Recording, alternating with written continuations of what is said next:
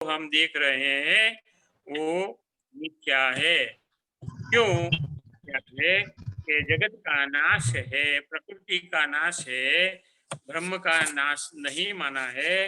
इसलिए ब्रह्म को ही जगत का कारण मानना, जो जो आखिर में रहता है वही सत्य है, जो त्रिकालाबाधित है वही सत्य है। प्रकृति सत्य नहीं है, प्रकृति जड़ है। जड़ पदार्थ ब्रह्म में रह सकता है, लेकिन ब्रह्म जड़ पदार्थ में नहीं रह सकता। जड़ पदार्थ कभी भी सत पदार्थ का अधिष्ठान बन सकता नहीं है। नहीं बन सकता, नहीं। गुण कार्य में उत्पत्ति के पूर्वपन रहेंगे, लेकिन कार्य में उसकी विशेषता वो दिखेगी। एक ही मट्टी से घड़ा भी बनेगा, कुड़िया भी बनेगा, और बहुत सी प्लांटर का प्रोडक्ट भी बनेगा, वो सब होएगा। उसका कोई ये नहीं है। लेकिन जितने जितने आकार बनेंगे, वो आकार का अधिष्ठान तो ब्रह्म ही है, आत्मा ही है। ये आत्मदर्शन यहाँ तक बनाया, बताया, आत्मदर्शक हमको यहाँ तक बनाया है, बताया। ये आत्मा ऐसा है।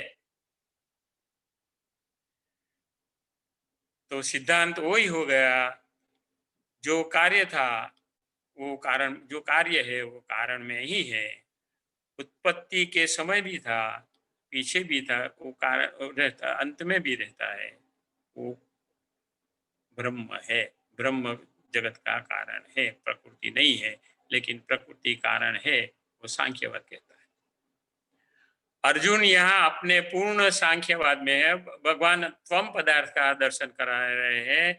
तो सांख्यवाद में प्रकृति क्या है, प्रकृति का वर्णन है। ये प्रकृति का ही वर्णन समझो, हम प्रकृति का वर्णन करके, लेकिन वो आत्मा के बारे में बोलते हैं, तत्पदार्थ के बारे में, प्रकृति को लेकर तत्पदार्थ के बारे में बोलते हैं, पर वर्णन तो तम पदार्थ का है, तत्पदार्थ का। और अगले अध्याय में आएगा कि मैं कौन हूँ।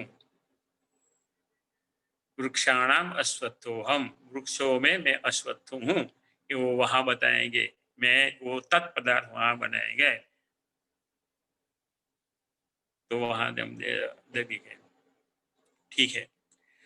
अब एक विशेष यहाँ बात है कि अर्जुन इस श्लोक में, कि अर्जुन को यहाँ संबोधन विशेषण दिया है महाबाहु। तो महाबाहु कौन? तो अर्जुन का हाथ अपने जानो ढिटन तक पहुंचता था, बहुत लंबा था। तो अर्जुन का हाथ लंबा था, इसलिए अर्जुन को महाबाहु कहा जाता था। महावर बाहु, बाहु तो हाथ शब्दों कहते हैं। बाहु का दूसरा पर्याय अर्थ करे तो बाहु यानी मित्र। अगर मित्र कहाँ से, अगर मित्र कोई हो और वो न रहे, तो बोलेगा मेरा एक हाथ चला गया, उसको भी हम बाहु बोलते हैं। तो किसी का भाई या मित्र चला जाता है तो कहते हैं मेरा हाथ गया, ऐसा कहते हैं हम। ये हाथ है, ये महाबाहु है। ये सामने जो खड़े हैं, ये भी एक मेरे हाथ है। जिस गुरु जी ने मेरे को स्वीयम साम्यम विधत्ते, जिस गुरु ने मेरे को बाण विद्या में अपना शिव्य दे दिया है, साम्य दे दिया है, स्वीयम साम्यम दे दिया है, जिस पितामह ने मेरे को लाड़ पाड़ से मेरे को संभाला है, इतनी विषम परिस्थिति में मेरे को लाड़ पाड़ से संभाला है। क्योंकि पांडवों को तो न तो धृतराष्ट्र ये करता था, न तो दुर्योधन, सब उसको मारने के लिए तैयार थे। महाभारत की सब कथाओं से आप ज्ञात हो, इसलिए करने की कोई जरूरत नहीं है। लेकिन ये परिस्थिति थी अर्जुन की। कि ये दो पात्र को, गुरु को और पितामह को मैं मारूंगा। शायद एक है कि दुर्योधन और उनको मारने में उसको शायद शोक नहीं होगा, लेकिन गुरु और पितामह का ज्यादा शोक होगा, इसलिए उसने ज्यादा चलाया होगा। ये मेरा मानना है, ये मेरा निष्कर्ष निकालना है। बाकी को सब भूल जाओ, क्योंकि वो तो मेरे को कायम मारने को लिए तैयार थे, लेकिन पितामह और गुरु और आचार्य, इसके लिए उसको ज्यादा सुख हुए। उसमें कोई नई बात नहीं है, उसका शोक भी उचित है, लेकिन ये न केन प्रकारेण, ये उसका शोक है, उसको कृष्ण भगवान को निकालना ही है। आगे के श्लोक यानी यानी यहाँ तक हमने जो दर्शन किया, वो ये 11वें श्लोक से लेकर 30वें श्लोक तक आत्म विषयक चर्चा है। तो आत्म विषयक चर्चा हुई, लेकिन उसका अनुभव अब कैसे किया जाता है, सब लोग कैसे करते हैं, वो आगे के 2 श्लोक में है। ये आत्म तत्व कैसा है,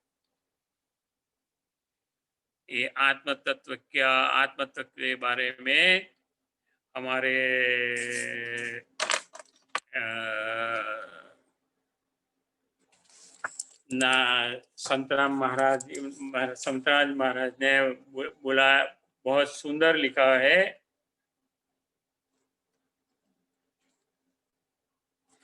प्रत्यक ज्ञान सुविज्ञानम माया शक्तेस्तु साक्षिणम एवं ब्रह्म च संपश्य साक्षात ब्रह्म विदुत्तम।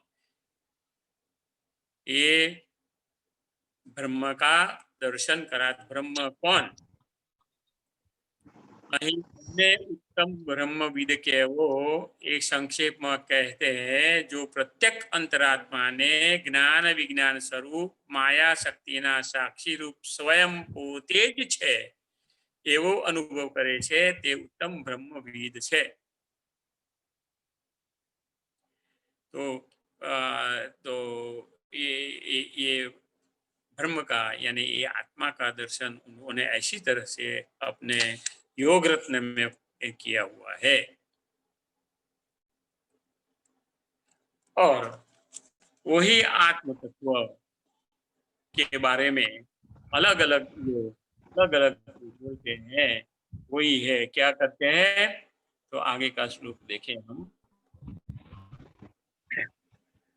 आश्चर्यवत् पश्यति कश्चिदेनम् आश्चर्यवत् वदति तथैव चान्यम् आश्चर्यवच्चैनमन्यः शृणोति श्रुत्वाप्येनं वेद न चैव कश्चित्।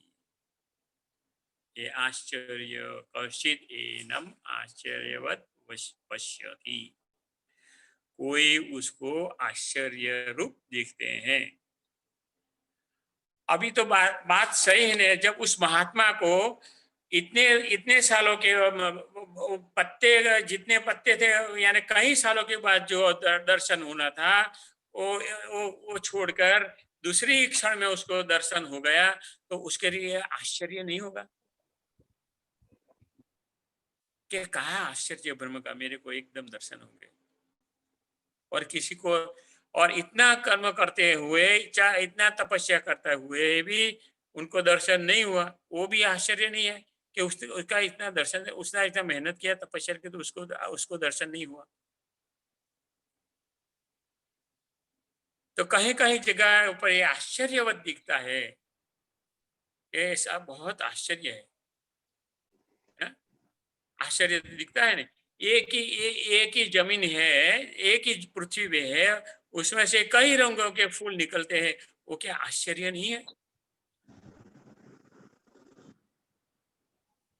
सृष्टि को देखेंगे तो पता चलेगा कि क्या क्या आश्चर्य है। और हम देखने के लिए तो बहुत प्रवास करते हैं, अच्छे अच्छे स्थानों में जाते हैं, देखते दर्शन करते हैं पर्यटन में, तो वहां आश्चर्य नहीं होता क्या कितना सुंदर ये सर्जन है। तो ये सर्जन तो ब्रह्म का है ना, सर्जन तो ब्रह्म ही, आत्मा को ब्रह्म को, सर्जन तो उसका ही है ना। तो इससे भी आश्चर्य होता है। कहाँ कौन से समय पर किसको क्या मिल जाएगा उसका कोई ठिकाना नहीं है, और उसको जब वो चीज मिल जाए तो ये आश्चर्य नहीं होगा। अब मैं आपको हमारे हमारे हमारी स्वयं की एक बात सुनाऊं, कैसे आश्चर्य हो गया। हम परिक्रमा में थे, आप तो सब जानते हैं। तो परिक्रमा में मैं और श्रीपाद हम दोनों साथ में थे।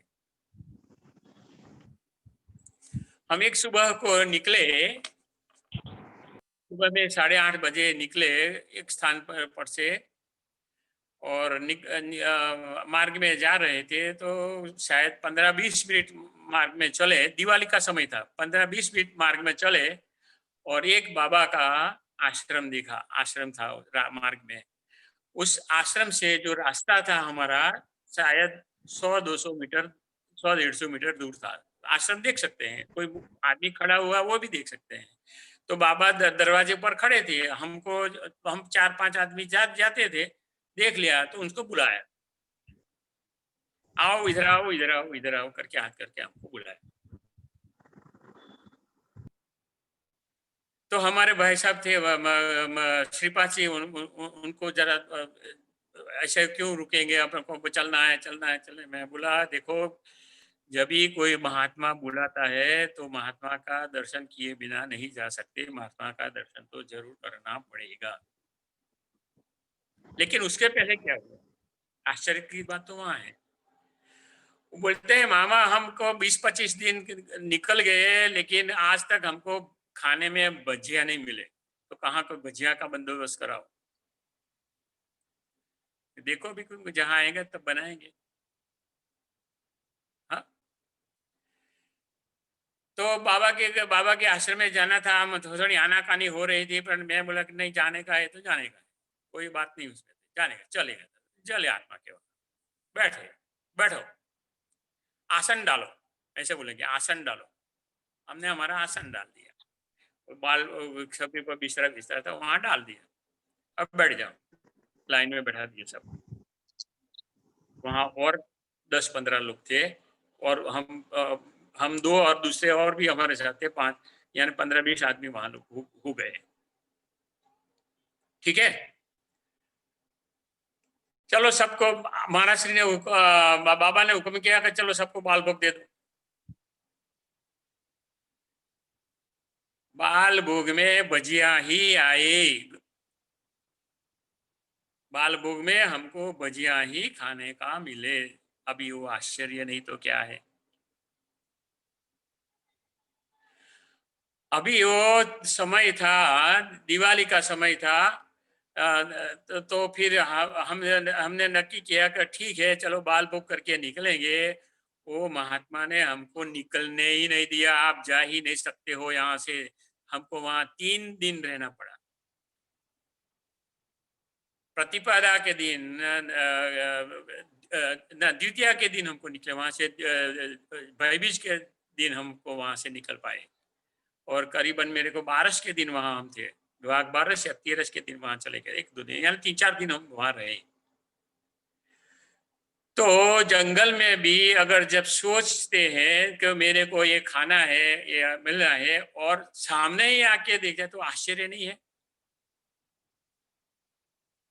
तो आश्चर्य किसका, उसका ही आश्चर्य होना है, दूसरे का तो किसी का आश्चर्य हो सकता नहीं है। वो साधु बाबा का नाम था प्रेमदास। जैसा नाम था वैसे ही गुण था, बहुत प्रेमदास, ऐसे ही गुण था। 4 दिन हमने बहुत उनके वहां रह के खाना भी बनाया, सबको खिलाया भी और आनंद किया। और काली चौदस के दिन रात को हमने नर्मदा मैया में 1000 दीप से पूजन भी किया, पूरी रात दिया चलाते रहे, 1000 दीप पे चला के किया, ऐसी पूजा की। तो अभी देखो, हम न गए होंगे तो इतना आनंद हमको मानने का और ये आश्चर्य का अनुभव करने का कैसे मिलता? यही है कश्चिद एनम पश्यति आश्चर्यवत। बहुतों का ऐसा अनुभव होगा, ऐसा हमारा अनुभव की बात ठीक है, लेकिन एक उदाहरण के तौर पे है। लेकिन बहुतों का अनुभव बहुतों के बारे में होगा कि आपने कभी कभी कभी किस बात का सोचा ही नहीं है, और वो दूसरी क्षण वो आपके सामने है। तो आपके सामने है, वो वो वो जो क्रिया हुई, आने की क्रिया हुई, उसको सामने वाले को उसके उसके प्रेरित होना, लाना, आपके सामने रखना, ये सब प्रेरणा, ये आश्चर्यवत नहीं है? तो कश्चित एनम आश्चर्यवत पश्यति, कश्चित एनम आश्चर्यवत वदति। तो कोई उसका जब प्रवचन करने बेहेगा तो आश्चर्यवत ही ये तो बड़ा आश्चर्य है, आश्चर्यवत ही ये कहेगा। कश्चित एनम आश्चर्यवत शृणोति, कोई उसने आश्चर्यवत सुनेंगे। अब सुनने की बात तो ऐसी है ना कि सुनने के बाद मानना मानना ये बहुत मुश्किल हो जाता है। वो फिर अपने अपने अपने ज्ञान, अपने अज्ञान की मात्रा कितनी रह गई है, अपने मन की मलिनता कितनी है, उसके ऊपर याद रहेगी कि ये आश्चर्य उसे सुनाया है, वो किसको किसका हमको कितने परसेंट हमारे में रहेगा। क्यों कि ये सब सुन के भी हम उसके बारे में कुछ जान सकते नहीं है। श्रुत्वा अपि एनम न वेद कश्चित, ये आश्रम में सुनोती सुनाते तो है, लेकिन हमको उसमें कुछ भी जानना, कुछ जो जानने लायक है, वो मिलना बहुत संभव, बहुत मुश्किल है। क्यों कि सहस्राणाम, हजारों में एक ही आदमी हो सकता, एक ही योग युक्त, योग निष्ठ, जो युक्त आदमी है, योग युक्त साधक है, वो कुछ उसने प्रयत्न, बहुत प्रयत्न किया होगा, तब बाद में उसके ध्यान में आएगी। लेकिन सामान्य सामान्य मनुष्य जन में, अविद्या युक्त मनुष्य में वो आने आने का बहुत मुश्किल है, और वो नहीं आता है। इसलिए वो आत्मा के बारे में बहुत बहुत सी गलत बात भी कर देता है। ये बड़ा मुश्किल है। जहां तक आत्मा के बारे में, जहां तक अपना गुरु मुख से उसका संपूर्ण ज्ञान न हो जाए, वहां तक आत्मा के बारे में बोलना जरूरी नहीं है। आत्मा आत्मा है। आत्मा को, आत्मा न तो बोलने का विषय है, आत्मा न तो सुनने का विषय है, आत्मा किसी का विषय, वाणी का विषय नहीं है, देखने का विषय नहीं है, आत्मा किसी का विषय नहीं है। आत्मा सिर्फ विषय है तो अनुभव का है। आत्मा का अनुभव करो। त्वम ब्रह्म, त्वम आत्मा, आत्मा का अनुभव करो। तत्त्वमसि, तब तत् जो पद है वो तुम हो। शंकराचार्य के शिष्य तोटकाचार्य ने तत्त्वम असी, उसके ऊपर 179 श्लोक लिख के अलग अलग रूप से तत्त्वमसि का प्रतिपादन किया है। वो बहुत सुंदर ग्रंथ श्रुतिसार समुद्रनम में उन्होंने 179 श्लोक में कहा हुआ है। वो भी एक पढ़ने लायक है। यानी देखो, उनको उनको एक बात बताने लगी, क्या बात? तत्व बताने के लिए 179 श्लोक की रचना करनी पड़ी उसकी। और उसने बताया कि तुम ब्रह्म हो, तुम आत्मा हो, तुम शरीर नहीं हो। गुरु की कृपा हो तो एक क्षण में उसको हम तत्वमसी में तत्पद को हम जान लेते हैं।